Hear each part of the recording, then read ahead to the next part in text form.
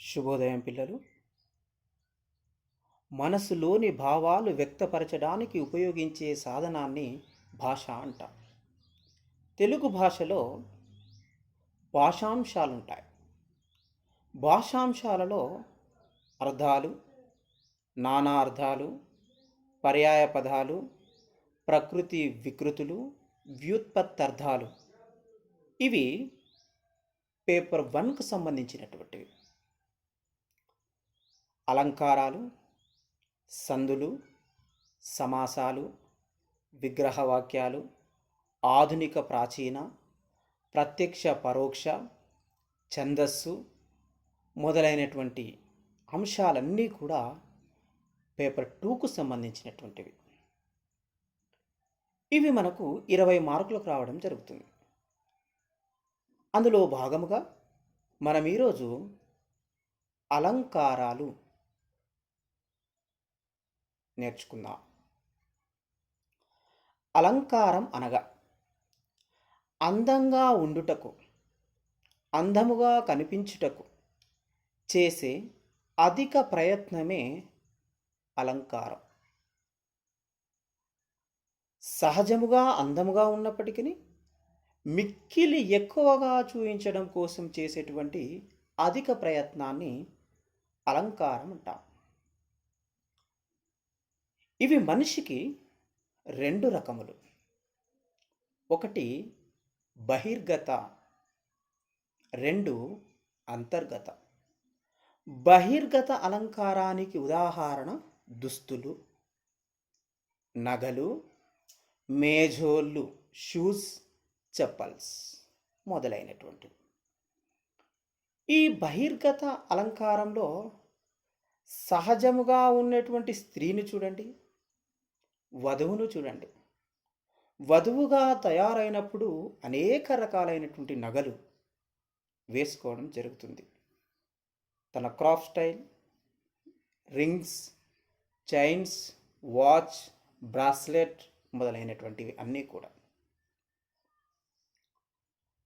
అంతర్గతానికి సంబంధించినవి నీతి, నిజాయితీ, నిరాడంబరం, వాక్, మంచి వాక్. నీతి, నిజాయితీ, మంచి వాక్ మొదలైనటువంటివి శ్రేష్టమైనటువంటివి. మనిషికి అంతర్గత, బహిర్గత అలంకారాలు 2 ఉన్నప్పుడు పరిపూర్ణవంతుడిగా, పరిపూర్ణ మానవుడిగా పేరు పొందడం జరుగుతుంది. ఇహలోకంలో పరిపూర్ణుడిగా, సంపూర్ణుడిగా పేరు పొందినటువంటి వ్యక్తి రాముడు. ఇదే విధముగా భాషకు అందము చేకూర్చేవి అలంకారాలు. ఇవి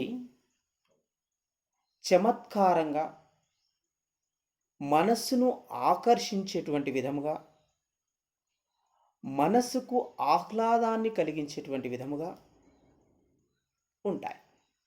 కావ్య భాషకు ఈ అలంకారాలు ప్రధానముగా చూసినట్లయితే ఇవి మరలా 2 రకాలు. ఒకటి అర్ధ అలంకారాలు, 2 శబ్ద అలంకారాలు. అర్ధ అలంకారాలు, శబ్దాలంకారాలు. శబ్దాలంకారాలు, అర్ధాలంకారాలు. అర్థం ప్రధానము కలిగినటువంటి అలంకారాలను అర్ధాలంకారాలు అన్నాం. శబ్దం ప్రధానము కలిగినటువంటి అలంకారాలను శబ్దాలంకారాలు అన్నాం. శబ్దము ప్రధానము కలిగినటువంటివి ఇవి చాలా వినసొంపుగా ఉంటాయి. అది గదిగో మేడ, మేడ పక్కన నీడ, నీడలో ఆవు దూడ, అది వేసింది పేడ.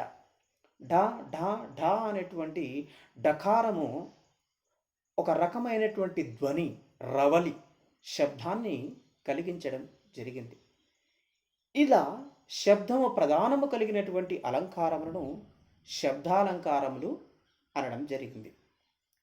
అర్థం ప్రధానము కలిగినటువంటి అలంకారాలను అర్ధాలంకారాలు అనడం జరిగింది.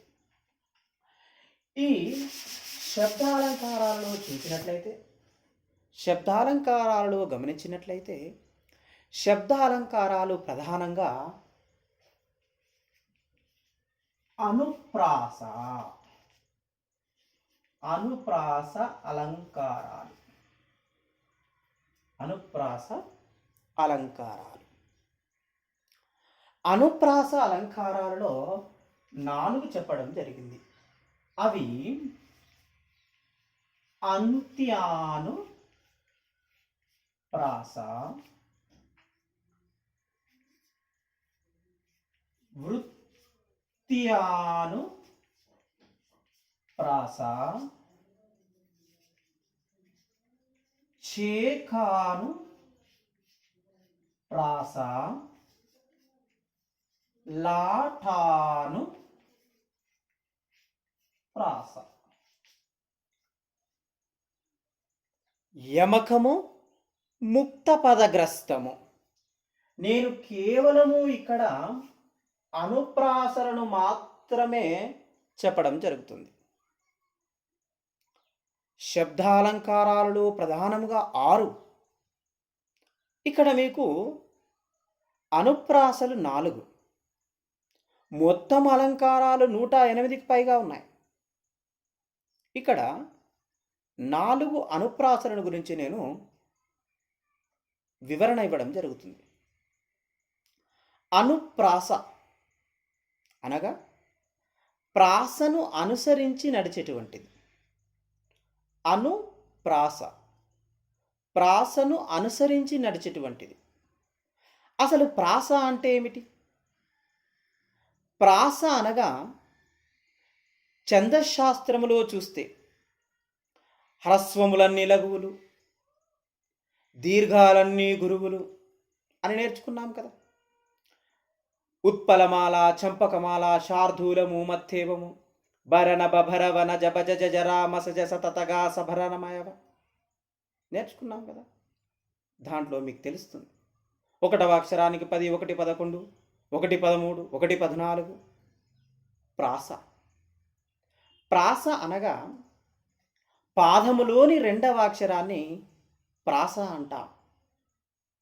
పాదములోని 2వ అక్షరాన్ని ప్రాస అంటాం. కారే రాజులు రాజ్యముల్ గలుగవే, గర్వోన్నతిన్ పొందరే, వారేరి సిరి మూటగట్టుకొని పోవం జాలిరే, భూమిపై భేరైనన్ గలదే, శిబి ప్రముఖులున్ బ్రీతిన్ యశం కాములై, ఈరే కోర్కుల్ వారలన్ మరచిరే, ఇక్కాలమున్ భార్గవా. భార్గవ, భృంగు వంశములో జన్మించినటువంటి వాడా ఓ శుక్రాచార్య. ఇహలోకంలో ఎందరో రాజులు ఉన్నారు, రాజ్యాలు వేరారు, సంపదలను పొందారు. కానీ వారెవరూ కూడా ఈ సంపదలను తీసుకెళ్ళలేదు. శివులాంటి మహానుభావులు మాత్రమే ఇహలోకంలో వారి పేరు ఉండడం జరిగింది అని శుక్రాచార్యునితో అనడం జరుగుతుంది బలిచక్రవర్తి. ఈ పద్యాన్ని మనం గమనించినట్లయితే, పద్యములో ఉన్నటువంటి 4 పాదాలు ఉండడం జరిగింది. ఇది శార్దూలమునకు సంబంధించినటువంటిది. 4 పాదాలలో కూడా కారే 2వ అక్షరము రా, 2వ పాదంలో వారేరి 2వ పాదం రా, 3వ పాదంలో బేరైనన్ 2వ అక్షరం రా, 4వ పాదంలో 2వ అక్షరము రా. ఇలా 4 పాదాలలో, పాదము అనగా వరుస క్రమము అని ఒక అర్థము, అరిపాదము అని మరొక అర్థము, ద్వంద్వార్థాలను చూపించడం జరుగుతుంది. ఈ 4 పాదాలలో ఈ శార్దూలము 2వ అక్షరాన్ని ప్రాస అనడం జరిగింది. అందుకే ఇక్కడ మనము శాస్త్రంలో రెండవ అక్షరాన్ని ప్రాస అనుకున్నాం. అలంకారాలలో మనం ఏం చూస్తున్నాం? అనుప్రాసలు. అనుప్రాస అంటే అనుకున్నాం కదా, ప్రాసను అనుసరించి నడిచేటువంటిది అనుప్రాస. అనుప్రాసలు 4. అందులో అంత్యానుప్రాస. అంత్య అనగా చివర. అంత్య అనగా చివర. ఈ చివర ఏ చివర? పదము చివర కానీ, వాక్యము చివర కానీ, పాదము చివర కానీ ప్రాసను పాటించినట్లయితే, ఒక వాక్యము చివర కానీ, పాదము చివర కానీ, పద్యము చివర కానీ ప్రాసను పాటించినట్లయితే అంత్యానుప్రాసకు ఆద్యుడు శ్రీ సీనారె, సింగిరెడ్డి నారాయణ రెడ్డి. సీనారె. కరగనిదే క్రొవ్వత్తికి కాంతి ఎలా పుడుతుంది, చెక్కనిదే శిల కడుపున శిల్పం ఎలా పుడుతుంది అంటాడు ఆయన. ది ప్రాసను పాటించడం జరిగింది. ఒక సినిమాలో అంటాడు, ఎవరు లేరని అనకు, తోడుంటానే కడవరకు, కు కు. మీరు V6ను గమనించినట్లయితే దాంట్లో రాత్రి 9:30 గంటలకు వచ్చే ప్రతి న్యూస్లో అంత్యానుప్రాసను ఎక్కువగా వాడుతూ ఉంటాడు. ఇక్కడ అంత్యానుప్రాసకు కొన్ని ఉదాహరణలు చూసే ప్రయత్నం మనం చేద్దాం.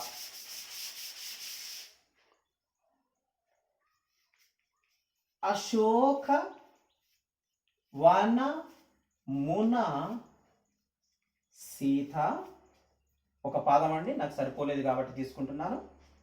అశోక వనమున సీత విలపించెను శోకం చేత. సీత త త. ఇక్కడ పాదము చివర ప్రాసను పాటించడం జరిగింది కాబట్టి దీనిని అంత్యానుప్రాస అనుకోవడం జరిగింది. మరొక ఉదాహరణ గమనిస్తే 9వ తరగతిలో ఎప్పుడొస్తావు జాలరీ పాలమూరి లేబరీ, నువ్వెక్కడున్నావు జాలరీ పాలమూరు లేబరీ.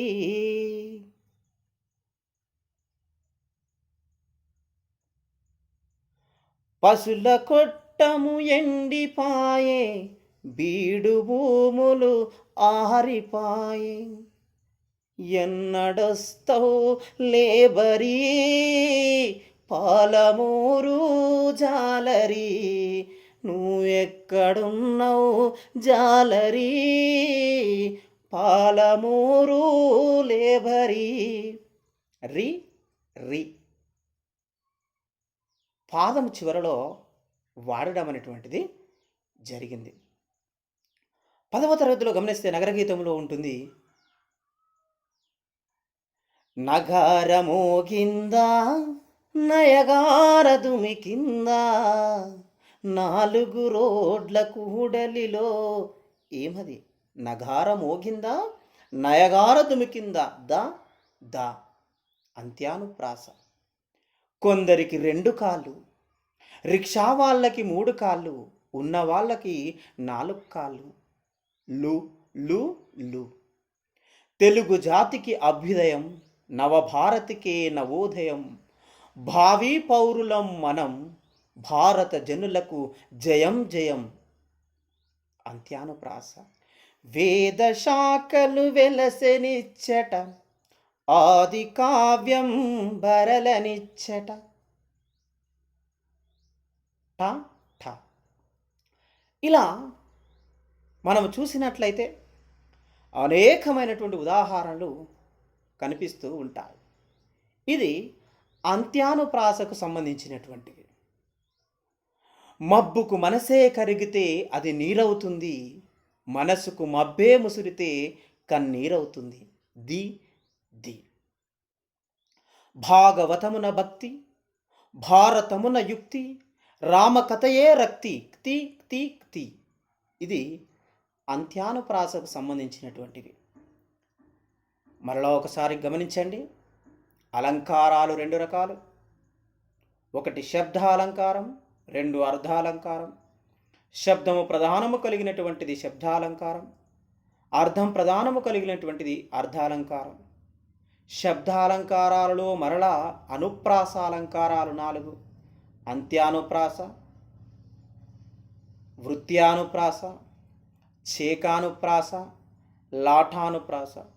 ఇప్పుడు మనము అంత్యానుప్రాసను గురించి నేర్చుకోవడం జరిగింది.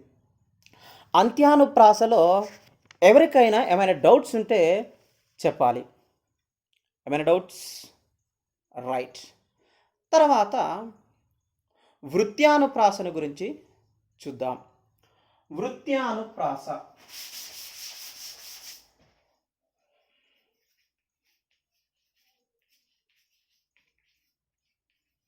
వృత్యానుప్రాస.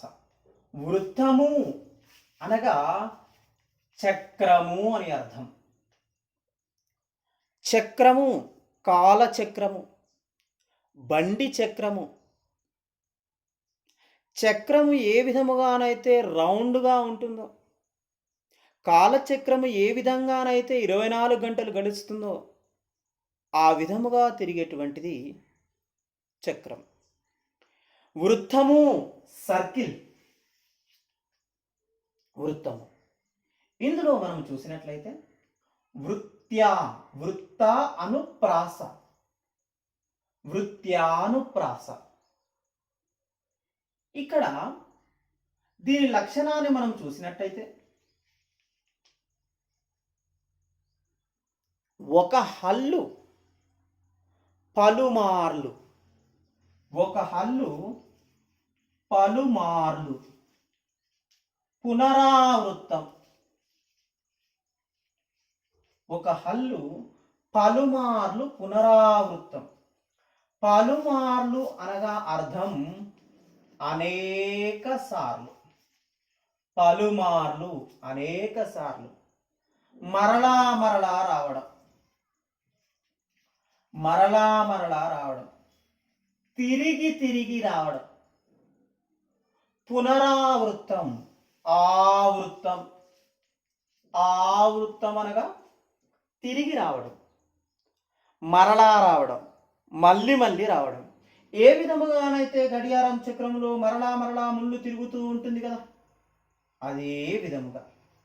ఏ విధముగానైతే బండి చక్రములకు మరలా మరలా తిరుగుతూ ఉంటుంది కదా, ఆ విధముగా. అందుకే వృత్యానుప్రాస అలంకారము అని అనడం జరిగింది. వృత్తము అనగా చక్రము, బండ గుర్తు పెట్టుకుంటే సరిపోతుంది. లక్షణంలో దాని ముందే కనిపిస్తుంది అంత్యానుప్రాస. హత్య, మర్డర్, అంత్య చివర, అంత్య అనుప్రాస చివరిది. ఇక్కడేమనుకున్నాము? వృత్యానుప్రాస, వృత్తము చక్రము.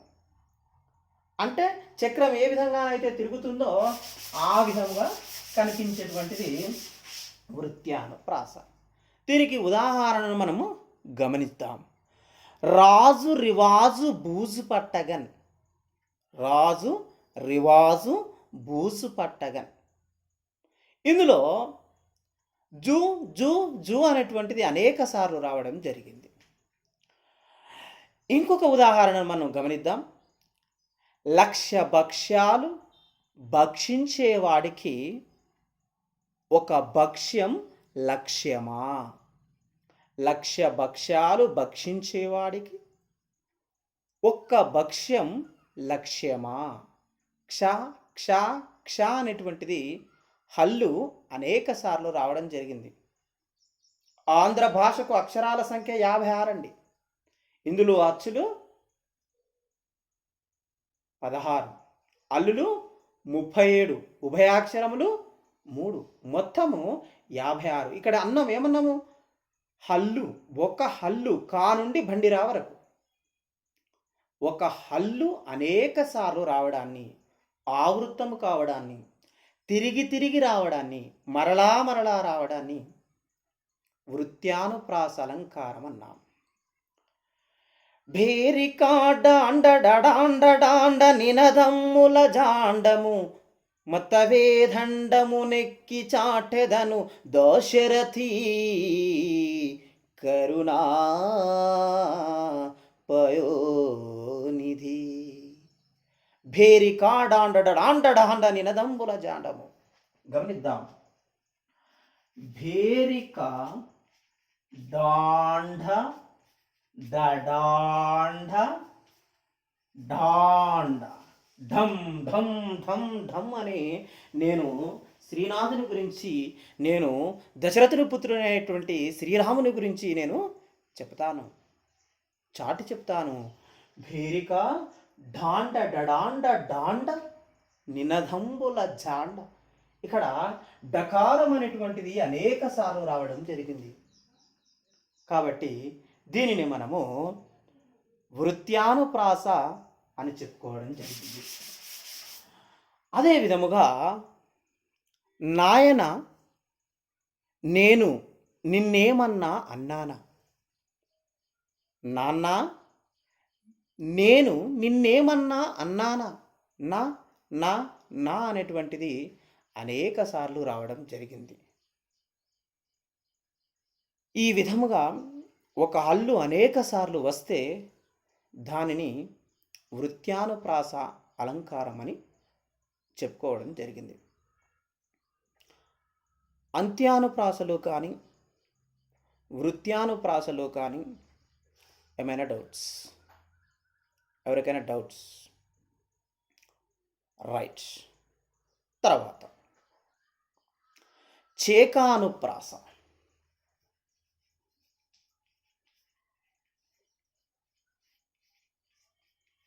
చేకానుప్రాస. చేకానుప్రాస అనగా ఒక హల్లు అర్ధభేదము కలిగి, ఒక హల్లు లేదా రెండు హల్లుల జంట, రెండు హల్లుల జంట అర్ధభేదము కలిగి పదాల మధ్య వ్యవధి లేకుండా, రెండు హల్లుల జంట అర్ధభేదము కలిగి పదాల మధ్య వ్యవధి లేకుండా వెంట వెంటనే ప్రయోగించినట్లయితే, వెంట వెంటనే చెప్పబడినట్లయితే రెండు హల్లుల జంట, రెండు హల్లుల జంట అర్ధభేదముతో, రెండు హల్లుల జంట అర్ధభేదంతో పదాల మధ్య వ్యవధి లేకుండా వెంట వెంటనే చెప్పబడినట్లయితే దానిని చేకానుప్రాస అలంకారం అని అంటాం. రెండు హల్లుల జంటలు ఉండాలి, పదాలు సేమ్ ఉంటాయి కానీ అర్థాలు వేరు. రెండు హల్లుల జంట అర్ధభేదము కలిగి పదాల మధ్య వ్యవధి గ్యాప్ లేకుండా చెప్పబడితే దానిని చేకానుప్రాస అలంకారం అని అంటాం. ఉదాహరణను చూద్దాం. అరటి తొక్క, అరటి తొక్క తొక్క రాదు. అరటి తొక్క తొక్క రాదు. తొక్క అనగా పండు పైభాగమున ఉన్నటువంటి చర్మము. తొక్క అనగా తొక్కడము అని అర్థము. ఇక్కడ పదాలను గమనించినట్లయితే ఇది తొక్కనే, ఇది కూడా తొక్కనే, రెండు కూడా తొక్కలే. ఈ రెండిటి మధ్యలో వ్యవధి లేదు, గ్యాప్ లేదు. గ్యాప్ వస్తే ఏ అలంకారం అవుతుందో ముందుకెళ్ళిన తర్వాత చూద్దాం. తొక్క చర్మమని,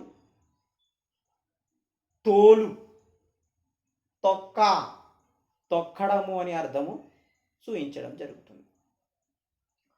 అరటి తొక్క తొక్కరాదు. తొక్కితే ఏం జరుగుతుందో మీకు తెలుసు. అరటి తొక్క తొక్కరాదు. ఇక్కడ ఏమనుకున్నాము లక్షణము? రెండు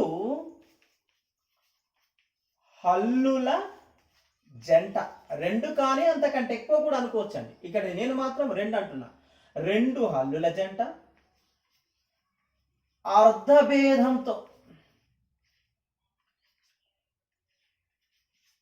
రెండు హల్లుల జంట అర్ధభేదంతో పదాల మధ్య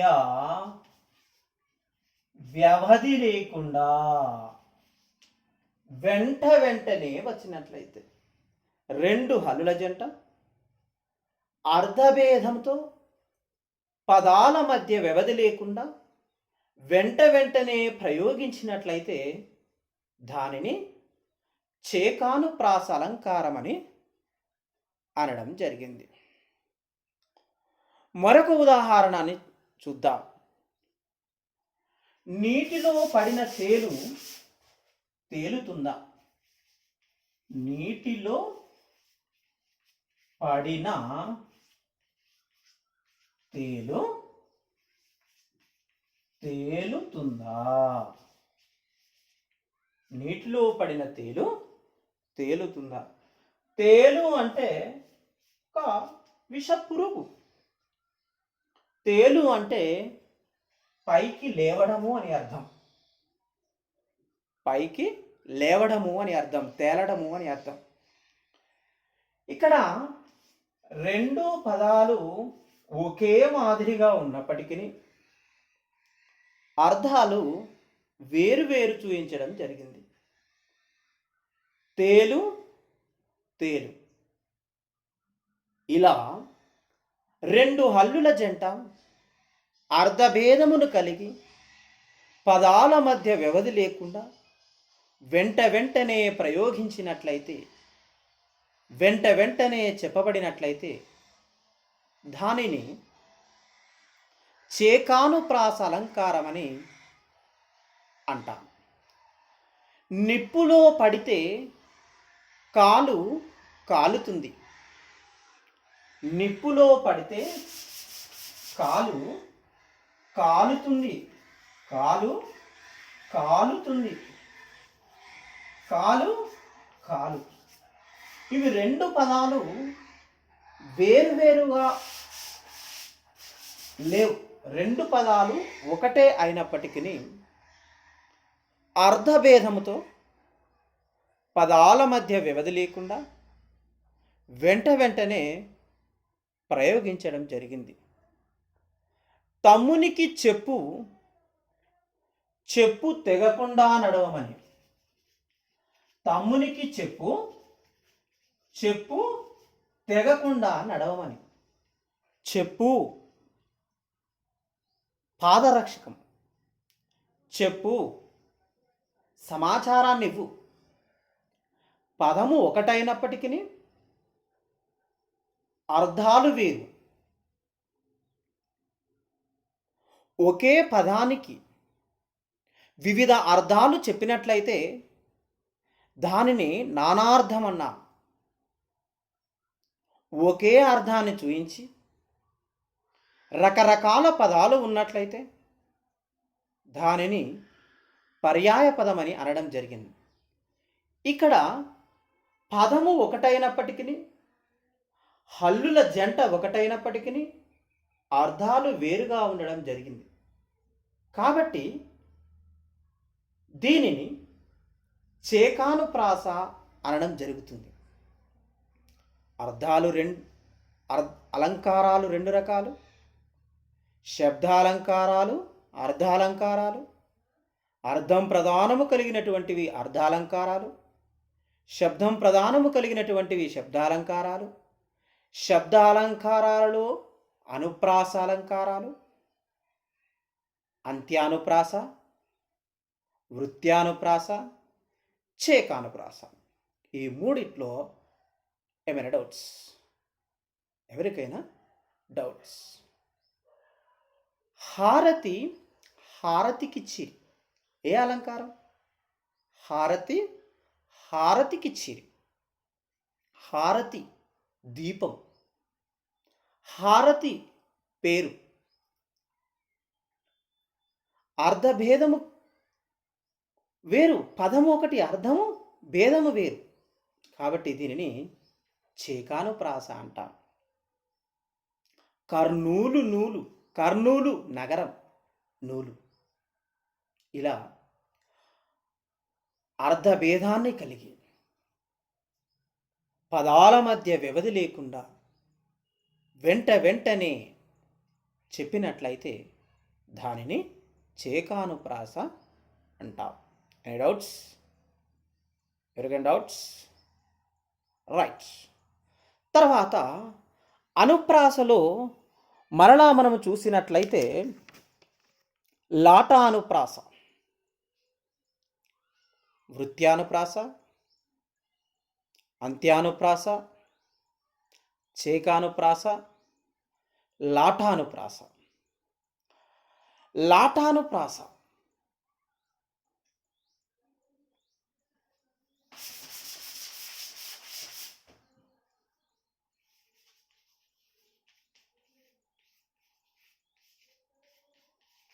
లాటానుప్రాస రెండు హల్లుల జంట. చిన్న కన్ఫ్యూజన్ ఉంటుందండి. పబ్లిక్ ఎగ్జామ్లో ఈ రెండు చేకానుప్రాస, లాటానుప్రాస అనేక సార్లు అడగడం జరిగింది. ఇక్కడ కొంచెం ఆలోచిస్తే సులువుగా అర్థమవుతుంది. లాటానుప్రాస రెండు హల్లుల జంట, అర్ధభేదంతో సంబంధం లేకుండా. రెండు హల్లుల జంట అర్ధభేదంతో సంబంధం లేకుండా తాత్పర్య భేదంతో, తాత్పర్య భేదం భావం, అర్ధభేదం కాదు ఇక్కడ, తాత్పర్య భేదం. రెండు హల్లుల జంట అర్ధభేదం లేకుండా తాత్పర్య భేదంతో వెంటనే చెప్పినట్లయితే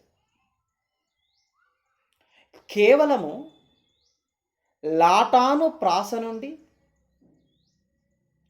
కేవలము చేకానుప్రాస నుండి లాటానుప్రాసను వేరు చేసేటువంటిది తాత్పర్య భేదం. లాటానుప్రాస నుండి చేకానుప్రాసను చేసేది కూడా. ఉదాహరణను గమనిద్దాం. తల్లిని ప్రార్థించు, తల్లిని ప్రార్థించు పెదవులు, పెదవులు. తల్లిని ప్రార్థించు పెదవులు, పెదవులు. పెదవులు లిప్స్, పెదవులు అన్నా కూడా లిప్సే. పదాలు ఒకటే. చేకానుప్రాసలో ఏమనుకున్నాం?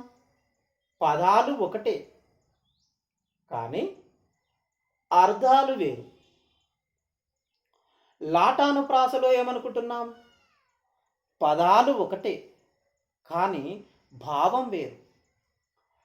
తల్లిని ప్రార్థించు పెదవులు, పెదవులు.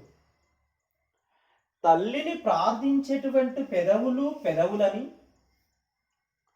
ప్రార్థించినటువంటి పెదవులు పెదవులు కాదని, అవి ఉన్నా కూడా లేని వాటితో సమానమని తాత్పర్య భేదంలో చూపించడం జరిగింది, భావంలో చెప్పడం జరిగింది. ఏమండి? భావంలో చెప్పడం జరిగింది. అందుకే చేకానుప్రాస నుండి లాటానుప్రాసను వేరు చేసేది కేవలం ఇక్కడ తాత్పర్య భేదమే. చేకానుప్రాస నుండి లాటానుప్రాసను వేరు చేసేది కేవలము ఇక్కడ తాత్పర్య భేదమే. మరొక ఉదాహరణను మనం గమనిద్దాం. శ్రీనాథుని వర్ణించు జిహ్వ జిహ్వ. శ్రీనాథుని వర్ణించు జిహ్వ జిహ్వ. జిహ్వ అనగా నాలుక. జిహ్వ అనగా నాలుక.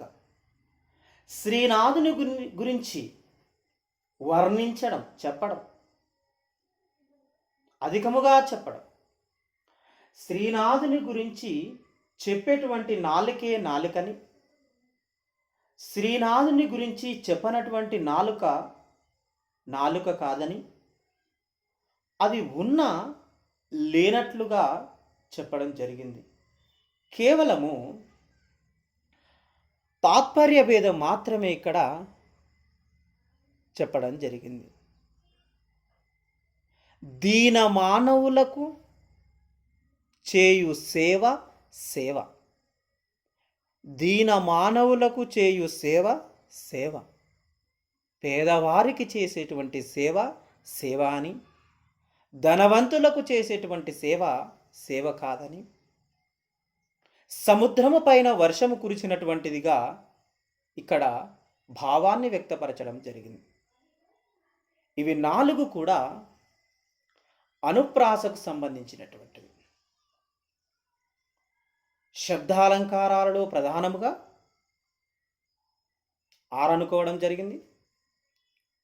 వృత్యానుప్రాస, చేకానుప్రాస, అంత్యానుప్రాస, లాఠానుప్రాస, ముక్త పదగ్రస్తము, యమకము. ఇవన్నీ కూడా శబ్దాలంకారములు.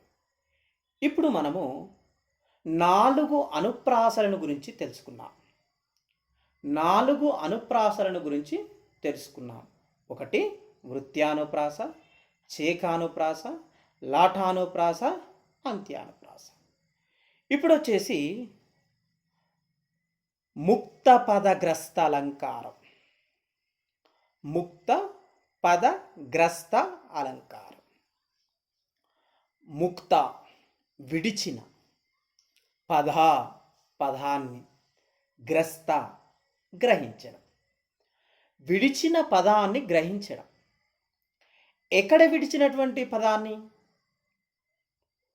ఒక పాదము చివర లేదా ఒక వాక్యము చివర. ఆల్రెడీ అనుకున్నాం, ఒక పదము చివర విడిచినటువంటిది. ఒక పదము చివర కానీ, పాదము చివర కానీ, వాక్యము చివర కానీ ప్రాసను పాటిస్తే దానిని అంత్యానుప్రాస అన్నాం. ఇక్కడ ఏమన్నామంటే ముక్త పదగ్రస్త. ముక్త పదగ్రస్త. ముక్త విడిచిన, పదాన్ని, గ్రస్త గ్రహించడం. విడిచిన పదాన్ని గ్రహించడం. ఎక్కడ విడిచినటువంటిది? ఒక పాదం చివర విడిచినటువంటిది, ఒక పదం చివర విడిచినటువంటిది, ఒక వాక్యం చివర విడిచినటువంటిది. ఈ విడిచినటువంటి దాన్ని, ఒక పాదం చివర విడిచినటువంటి దాన్ని తిరిగి రెండవ పాదం మొదట్లో తీసుకోవడం. ఆల్రెడీ మనము ఉదాహరణలో చెప్పుకోవడం జరిగింది. దాన్ని మనం చూద్దాం. అది గదిగో మేడ. అది గదిగో మేడ. ఈ మేడ అనేటువంటి పదము చివరగా వదిలివేయడం జరిగింది. ఇప్పుడు మొదట్లో తీసుకుంటున్నాము, గమనించాలి. ఇక్కడ మేడ, మేడ పక్కన నీడ. ఇక్కడ విడిచినటువంటి నీడను మళ్ళీ తిరిగి మూడవ పాదంలో తీసుకుంటున్నాం. నీడలో ఆవు దూడ. మళ్ళీ మూడవ పాదం చివరిలో విడిచినటువంటి దాన్ని తిరిగి నేను 4వ పాదంలో తీసుకోవడం జరుగుతుంది. దూడ వేసింది పేడ. ఒక పాదము చివర విడిచినటువంటి పదాన్ని తిరిగి రెండవ పాదం మొదట్లో, రెండవ పాదము చివర విడిచినటువంటి పదాన్ని మూడవ పాదం మొదట్లో, మూడవ పాదం చివరలో విడిచినటువంటి పదాన్ని నాలుగవ పాదం మొదట్లో తీసుకోవడం జరిగింది. ఇలా విడిచినటువంటి పదాన్ని మొదటగా తీసుకొని చెప్పినట్లయితే దానిని ముక్త పదగ్రస్త అలంకారం అనడం జరిగింది. ముక్త పదగ్రస్త అలంకారం అనడం జరిగింది. శబ్దాలంకారంలో ఏమైనా డౌట్స్? ఇవి ప్రధానంగా ఉండేటువంటి అలంకారములు. ఇక అర్ధ అలంకారంలోకి అలా చాలా ఉన్నాయి. ఉపమాలంకారం, ఉత్ప్రేక్షాలంకారం, రూపకాలంకారం, శ్లేషాలంకారం, అర్ధాంతరన్యాస అలంకారం, స్వభావోక్తి అలంకారం, ఇలా రకరకాల అలంకారాలు ఉన్నాయి. ఇప్పుడు శబ్దాలంకారాలలో ప్రధానంగా మీరు వృత్యానుప్రాస, చేకానుప్రాస, లాఠానుప్రాస, అంత్యానుప్రాస, ముక్త పదగ్రస్తము నేర్చుకోవడం జరిగింది. ఇప్పటి వరకు ఏమైనా డౌట్స్ ఉంటే అడగండి. మిగతావి తదుపరి తరగతిలో నేర్చుకునే ప్రయత్నాలు చేద్దాం. ఇందులో ఏమైనా సందేహాలుంటే తర్వాత తరగతిలో అడగండి, సందేహాలను తీర్చుకోండి. అర్థం కాకపోతే మరలా చెప్తాను, మొహమాటం అవసరం లేదు. ఓకే, ధన్యవాదాలు.